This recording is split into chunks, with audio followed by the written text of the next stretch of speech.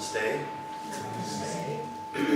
So before I forget, I have just a couple announcements. The first is that this week, Thursday night, the Thursday night meditation over Zoom and carry on. The second is that those of you who arrived after the elevator started working again, when we're done, before refreshments, in order to get any refreshments, you'll be required to ride the elevator down and climb up the stairs like the rest of us did.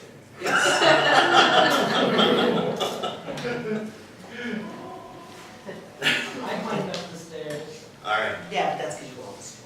Oh, that doesn't count. Then you should do it again, because you should do it one more time than you normally would, because that's what we did. I saw that you have a new son, live and loud. Oh yeah, that's starting down the hall. I I'm thought it thrilled. was you. Well, it can be at intervals, and if things go the way I think they might, it may be. But not in this room.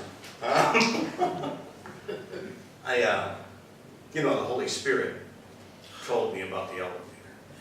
Whenever I hear that reading, I'm reminded, or it occurs to me, that if Pentecost happened during the 80s, no one would have survived, because that Aquanet would have gone up just like that.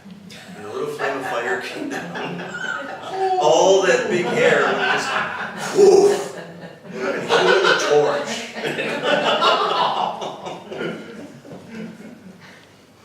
So I have, over the years, gone back and forth trying to understand in a way that makes me happy, which is part of my problem. Trying to make me happy, which, when it comes to things like this, is very difficult. What really happened? What are they really talking about? And up until this year, the closest I've been able to get to was that the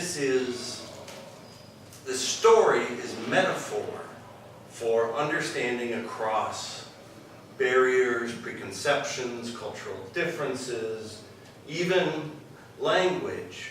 Because you notice, if you look at it carefully, and it kind of distracts you, because at first it says people were speaking languages that they normally didn't speak.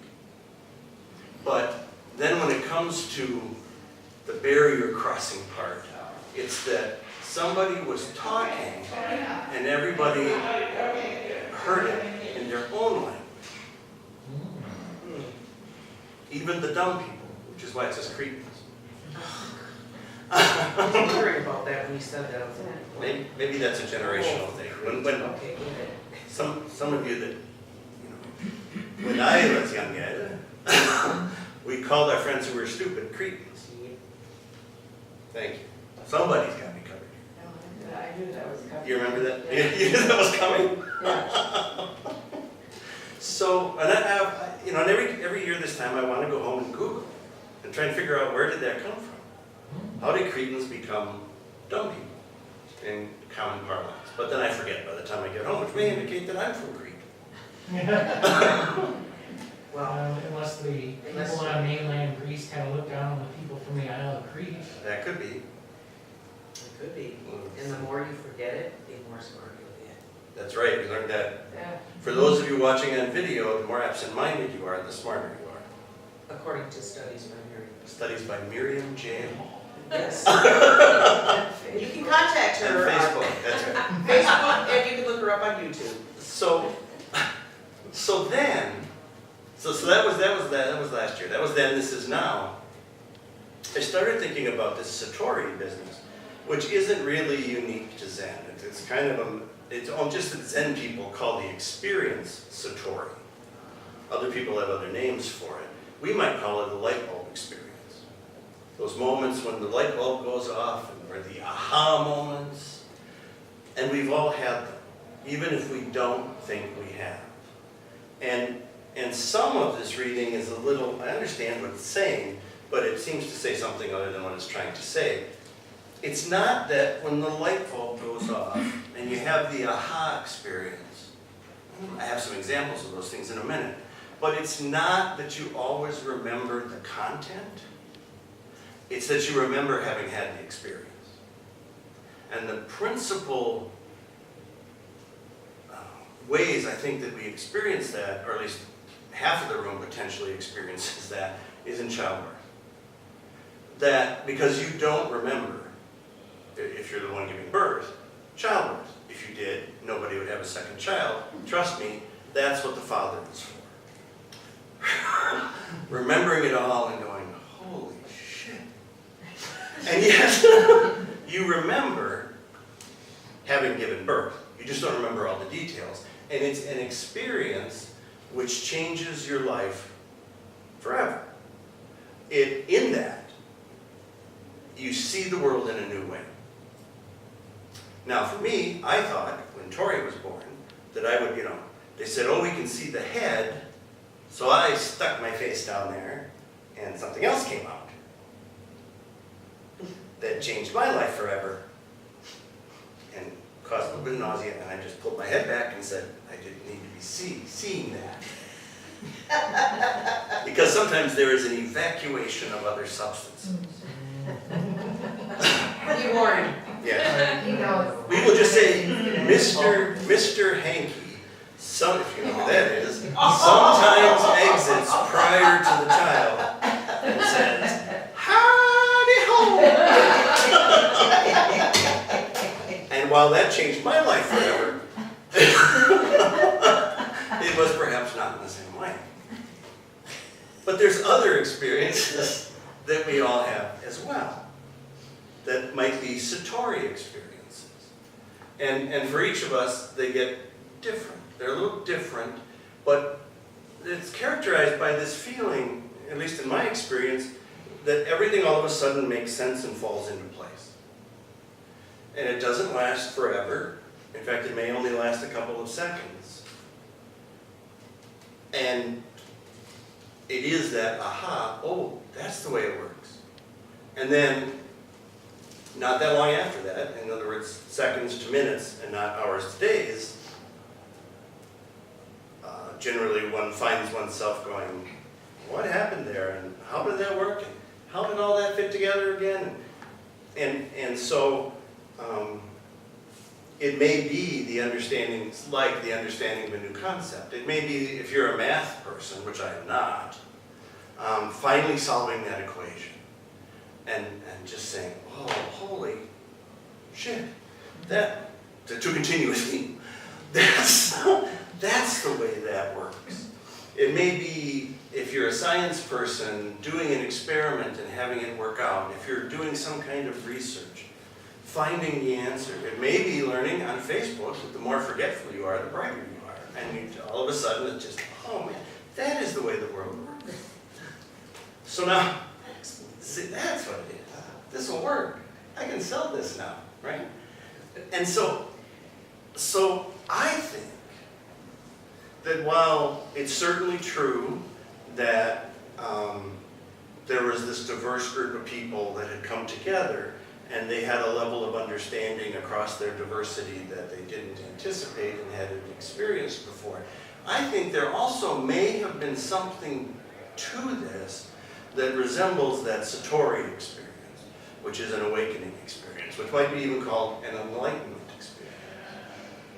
And I think these kinds of things are much more genuine than a lot of what people try to sell us as enlightenment experiences.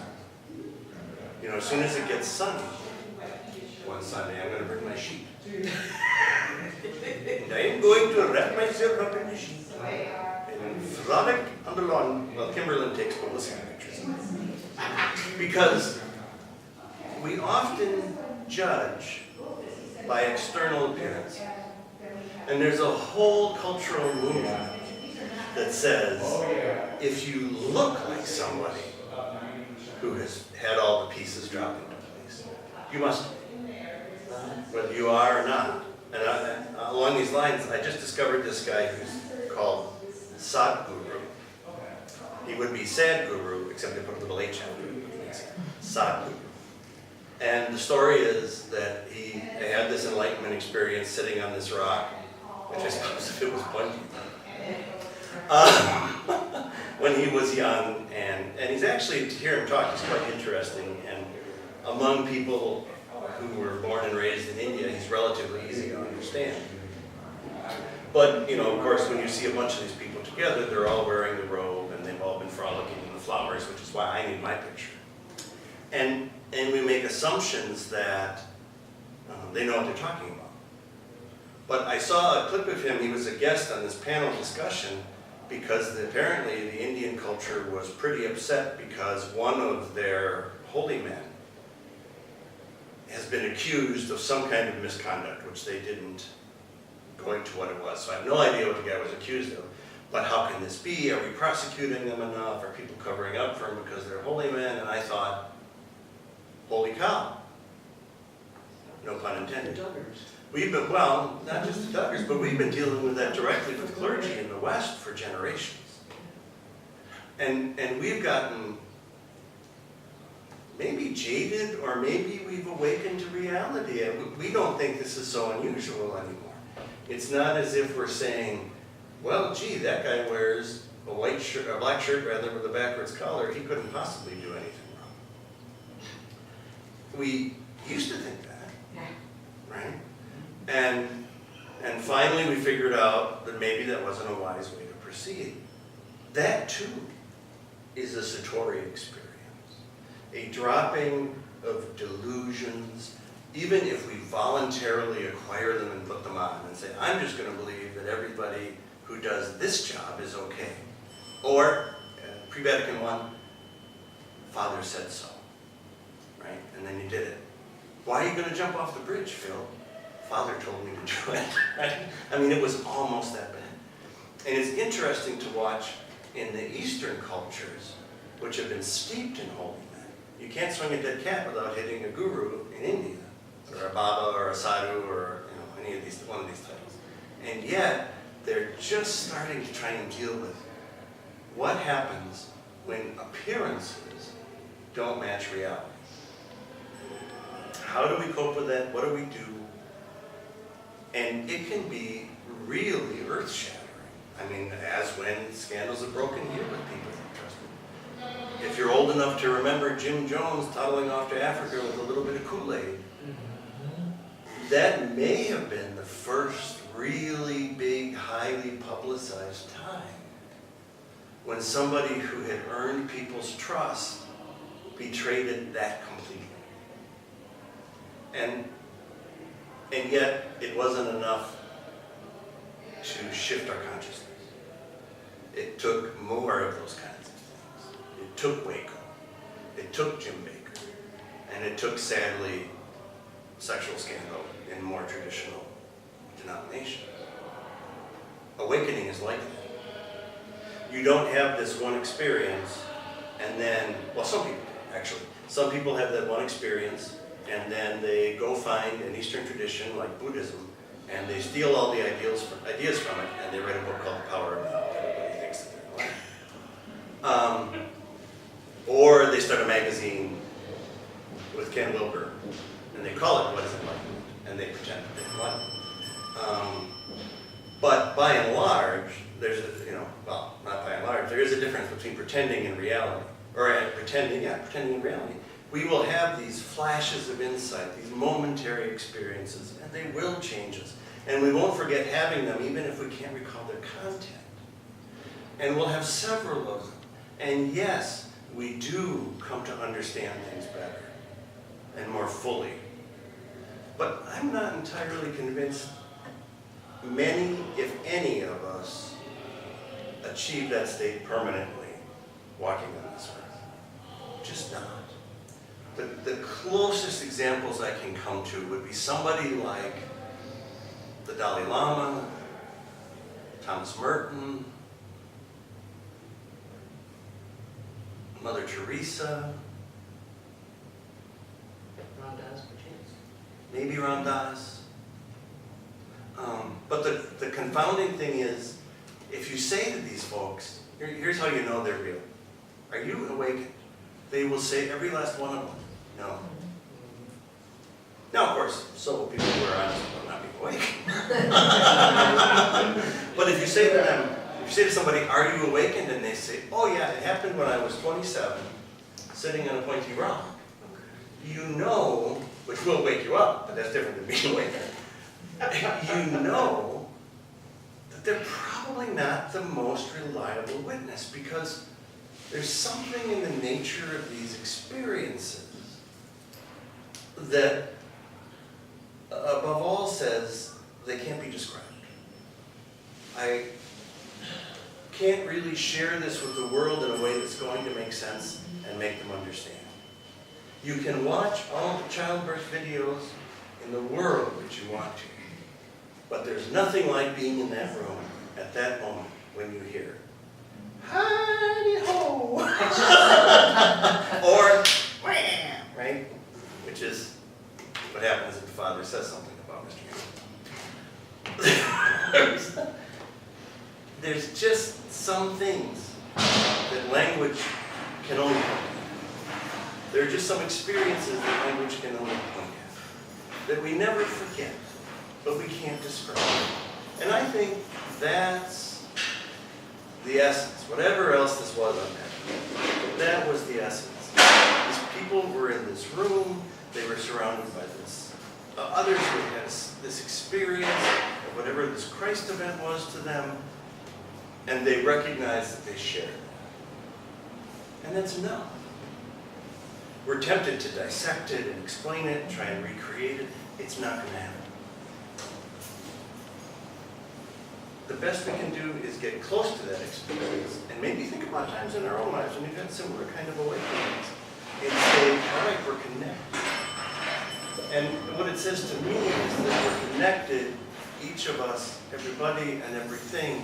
And it goes back to the reason the theme for today is this verse from John chapter 10. I tell you, you are God's, which is Jesus quoting a psalm that said, I tell you, you are God's. And the mystifying thing about it, of course, is that in Hebrew there's no punctuation. So is it God's possessive, that you belong to God? Is it that you're part of God? Is it? But whatever it is, it's this idea that we're all connected, that we're not disposable parts, and that we're connected to something good rather than being burdened by something bad. And that those little awakening experiences are our insights into the way things are, of the same sort that all those people gathered had, their insight into the way things are. And maybe that's all we need to know.